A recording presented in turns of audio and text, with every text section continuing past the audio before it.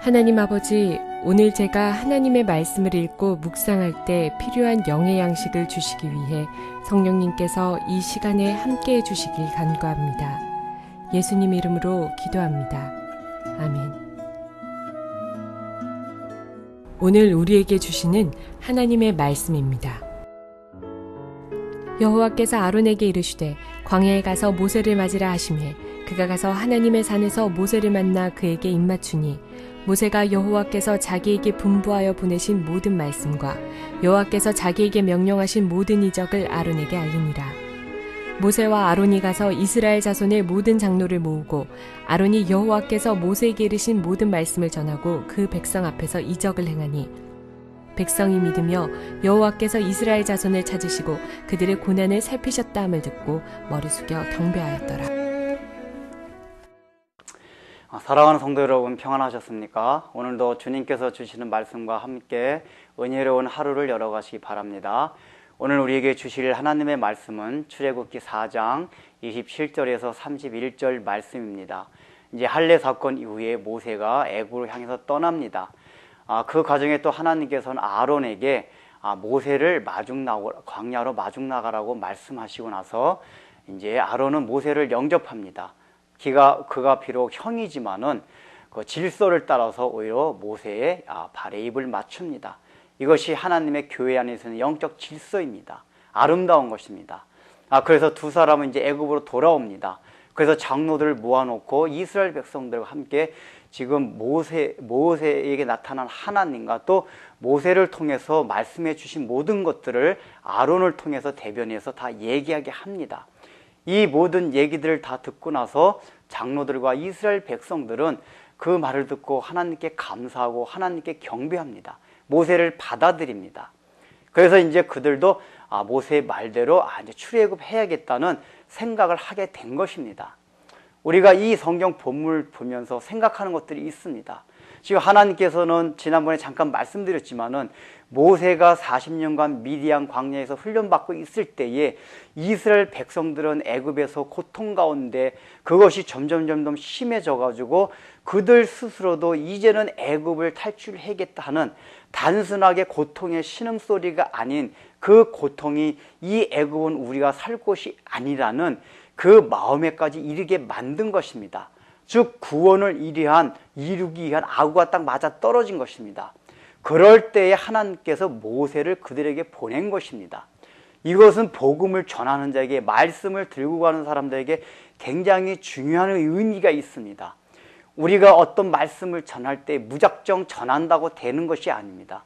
그 말씀을 듣는 대상이 그 말씀을 받아들일 수 있는 준비가 되어 있을 때 무르익어야지만이 하나님의 역사가 일어납니다.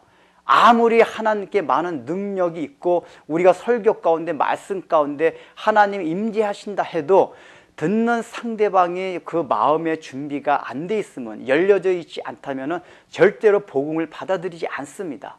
예수님께서 한 번은 사마리아 마을로 지나가던 때가 있었습니다. 그런데 그 사마리아인들이 예수님을 배척했습니다. 받아들이지 않았습니다. 그때 제자들이 이 사마리아인들을 하늘의 천사들에서 불살라 버릴 거라고 예수님께서 말씀하십니다.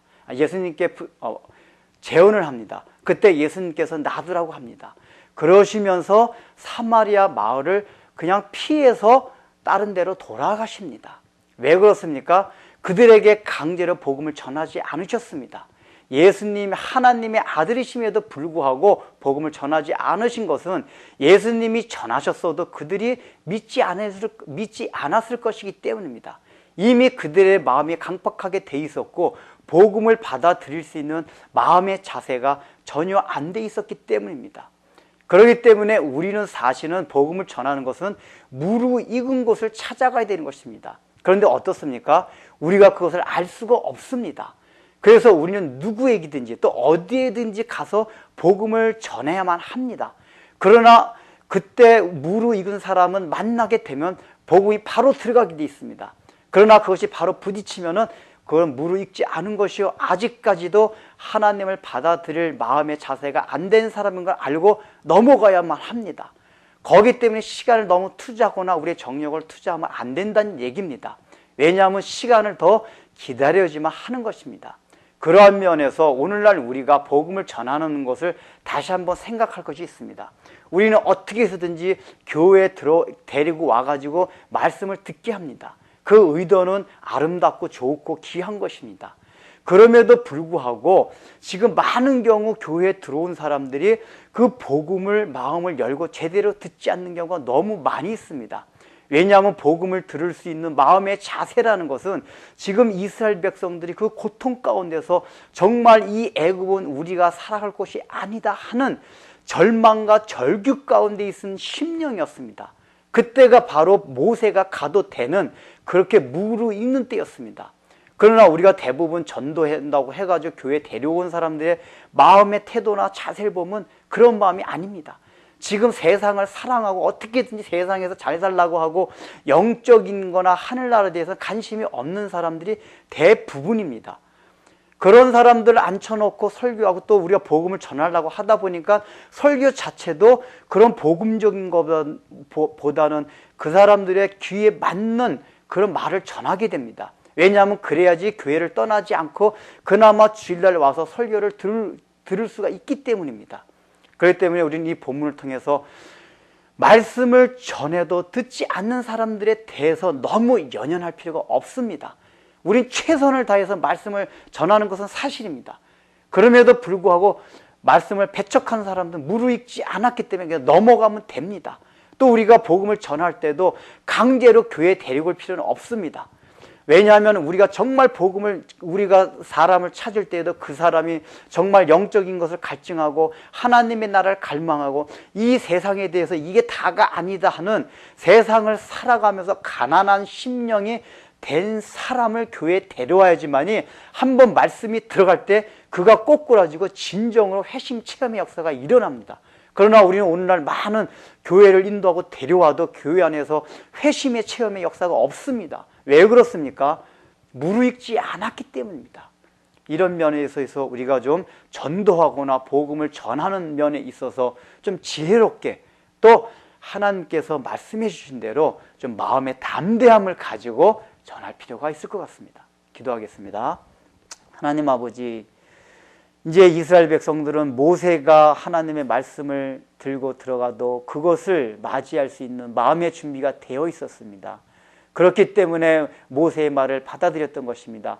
아무리 모세가 하나님의 능력을 경험하고 이적을 베푼다 해도 이스라엘 백성들이 준비가 되어 있지 않았었으면 그것을 받아들이지 아니하고 모세를 배척했을 것입니다.